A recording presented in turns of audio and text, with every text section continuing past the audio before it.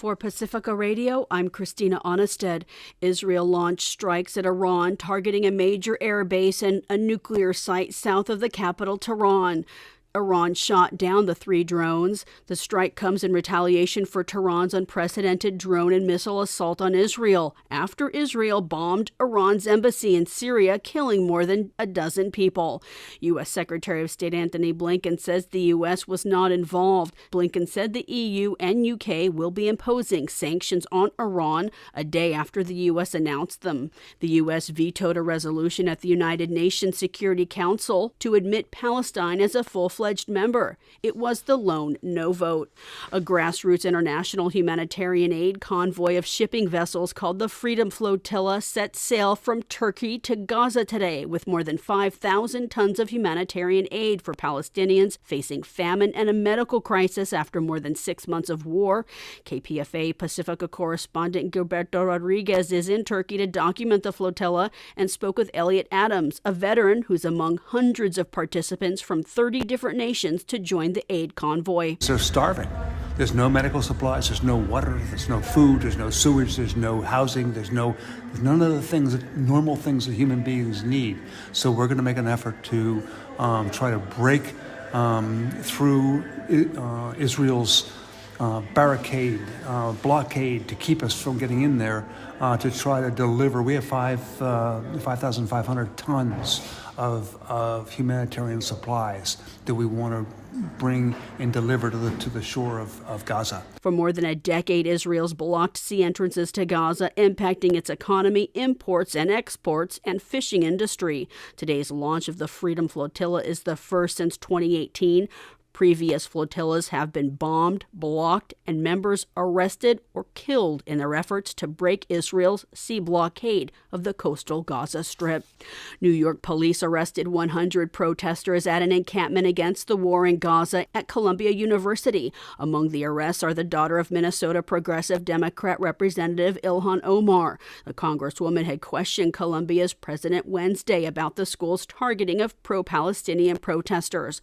Police say 108 people, including Omar's daughter, were charged with trespassing. 2 were also charged with obstructing government administration. Ukrainian officials say Russian missiles struck cities in the central Dnipro region of Ukraine, killing 8 people, including a 14-year-old girl and an 8-year-old boy, and injuring 28 others. The Russian attack hit urban areas as well as train infrastructure. Jury selection in the historic criminal prosecution of a former U.S. President Donald Trump resumes today. He faces some 30 charges related to hush money payments to an adult film star who alleged an affair during his 2016 presidential campaign that prosecutors say went unreported. 12 jurors were sworn in along with 1 alternate juror Thursday. Lawyers today will focus on selecting 5 alternates. The first ever criminal case is one of 4 against the former president and presumptive Republican presidential nominee. The Kennedy family endorsed President Joe Biden Thursday. Max Pringle reports. The move is meant to marginalize the independent candidacy of Robert F. Kennedy Jr., who many Democrats see as a potential spoiler. Kerry Kennedy is daughter of the late Attorney General and New York Senator Robert F. Kennedy and the sister of RFK Jr. The best way forward for America is to re-elect Joe Biden and Kamala Harris. Biden said this year's election is down to 2 competing visions for the country. Donald Trump's vision is one of anger, hate, revenge, and retribution. He embraces the insurrectionists of January the 6th. Biden contrasted that with his own vision for the country. I see America where we defend democracy, not diminish it. I see America where we protect our freedoms, not take them away. And I see an America where the economy grows from the middle out and the bottom up. And that way the middle class does well and the poor have a shot. Independent presidential candidate Robert F. Kennedy Jr. played down the endorsement on social media, saying there is disagreement in the family, but they still love each other. RFK Jr. is polling at between 7 and 9% in the key battleground state of Pennsylvania, and on Thursday, won ballot access in Michigan, another key battleground state.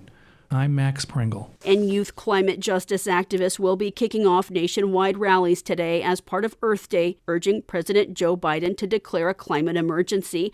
Actions are scheduled to take place in at least 15 cities, including New York, Los Angeles, Chicago, St. Petersburg, San Francisco, and Seattle. The actions are part of Fridays for Future, youth-led climate movement started by Greta Thunberg. Bloomberg is reporting White House officials have renewed discussions about potentially declaring a national climate emergency. Earlier this week, 6 climate activists were arrested for camping outside Vice President Kamala Harris's Los Angeles home, urging her to take action. They noted she supported a climate emergency resolution when she was senator. I'm Christina Onnested, reporting for Pacifica Radio.